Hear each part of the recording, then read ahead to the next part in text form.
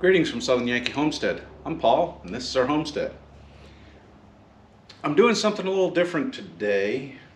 I normally wouldn't film something like this just for the simple fact that it's a filter replacement. Except when I inquired at the dealership on replacing this filter, they gave me a number that I think is astronomically bad. Leave a comment down below if you have an idea or you want to guess on how much replacing a fuel filter on an Ecodiesel costs. I'm sure it's different in each area, but to give you an idea, on Amazon these filters go anywhere between $21 for two to $72 for one. So there's a big spread on cost. The stock filter from Mopar is $47.50 on Amazon, and I can have it basically tomorrow. Now, obviously I already ordered one. So we're going to go ahead and get into this, and I'm going to tell you how much the dealership actually wanted to charge me to do this job. But before we do that,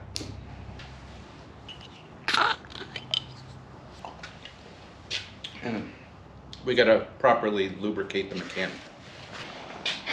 Now, if you don't know about the Ecodiesel on the Wranglers, I got to get down here on the floor. The fuel filter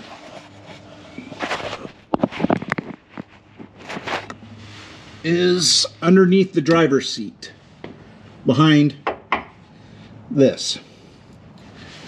To remove this, you need to remove some 10mm bolts that I can barely see because I didn't lay down in the right position. There's 3 bolts, in fact.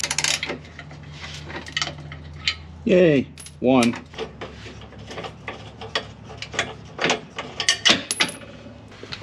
Side note, it's 11:10 when I started this.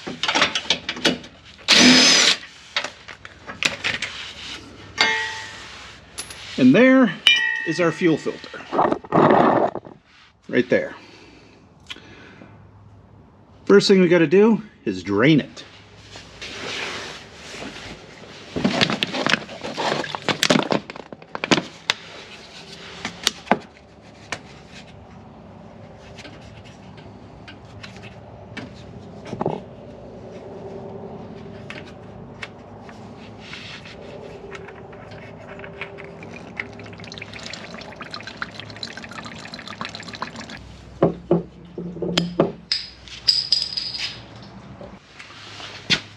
And with that all drained out,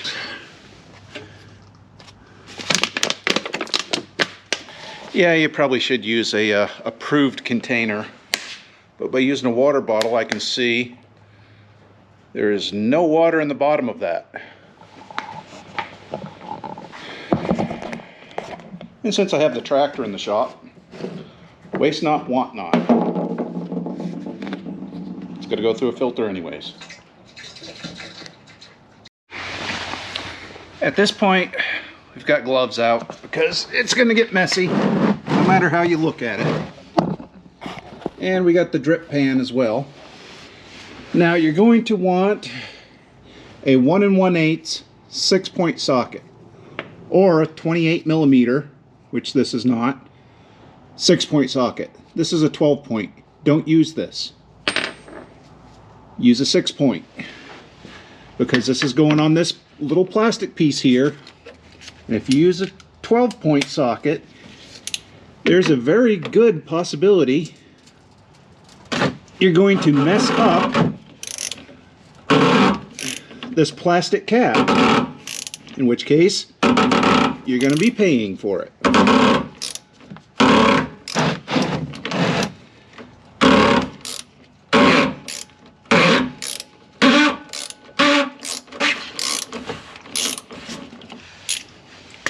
Once you get it loosened up enough, just go ahead and move your hand because, well, she's going to poop at you.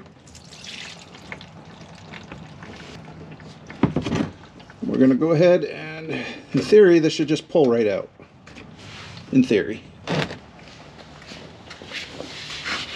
So we're going to get a little bit of motivation here. At least I thought we were going to get a little motivation here. There we go. Now it's hard to see, but there's a gasket right here. I'm going to take that off and throw it away, because your new filter should come with one. If your new filter did not come with one, order a different filter next time. Anytime you're changing out a fuel filter, it better have a gasket.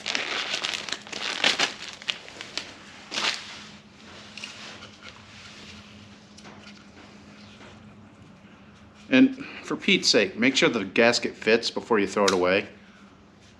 This is Mopar, so I just made the assumption that it would go right on, which it did. We're going to take some of this fuel here, because diesel fuel is a very thin oil. There. Now we're going to take the stock one and go ahead and shove it up in. Also make sure the end right here, there's a gasket there. Make sure that's there. If it's not going to filter correctly. And with a common rail diesel, if you don't filter it correctly, have fun with the new injectors, CP pump, maybe a CP4, maybe CP3, maybe whatever. Anyway, make sure that you check to make sure that's there. And just shove it back in. Just give it a little twist until it pops in, and then press firmly. And because everything's covered with diesel, do this left-handed, just to make it more interesting. Hand thread it. Make sure it's in there good before you put a wrench back on it. Whew. It was 35 degrees this morning. That bucket of water is cold.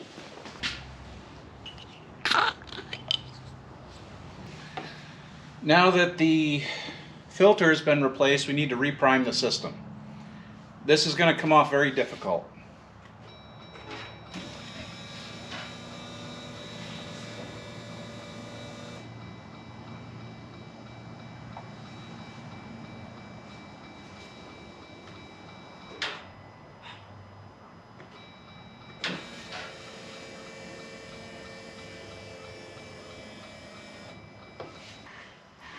Not leaking any fuel. Let's try it one more time and then we'll start her.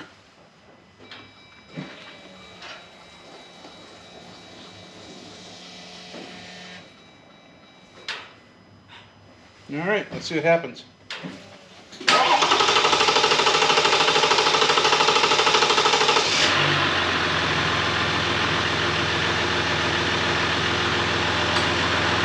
little bit longer start.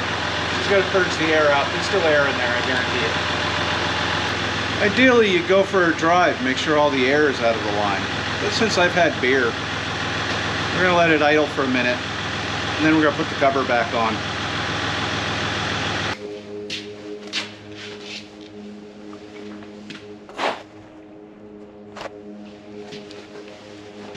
So, including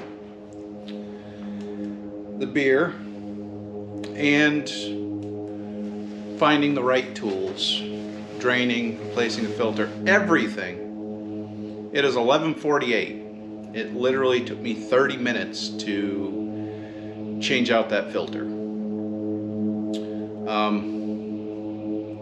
Did you leave a comment down below on how much it costs to do the filter? At the dealership, mind you.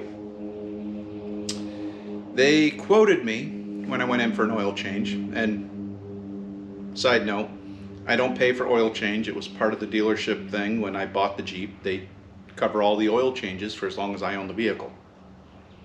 So I'm not paying for oil changes on this. It doesn't cover fuel filter. They want $475 to do what you just watched. Yeah. Are you out of your mind? This is why people don't like dealerships. This is why people don't go to dealerships unless they absolutely have to. Literally, 30 minutes and a $47.50 part shipped to my house. Basically 2 tools. You need a 10mm and a 1 1/8 and a ratchet. And you can do it yourself. It's not that hard. And that's even counting priming the vehicle again. What the hell? That's how we afford a lot of the stuff around here, is a simple fact we do a lot of our own maintenance, because I don't know about you, but that's like, what? Took me a half hour, it's $47.50. We'll say they charge upcharge $75, so that means they're charging $400 for a half hour of work. That's an $800 an hour service charge. You gotta be out of your bloody mind. Anyhow, that's probably the beer speaking, so I'm gonna go do something else other than drink, because I got to pick up Eve in a couple hours. So, hope you enjoyed the video. Hope you commented, because, yeah, I gave you an opportunity. Alright. Hope you enjoyed the video. Please like, comment, subscribe, blah, blah, blah, blah, blah. Bye.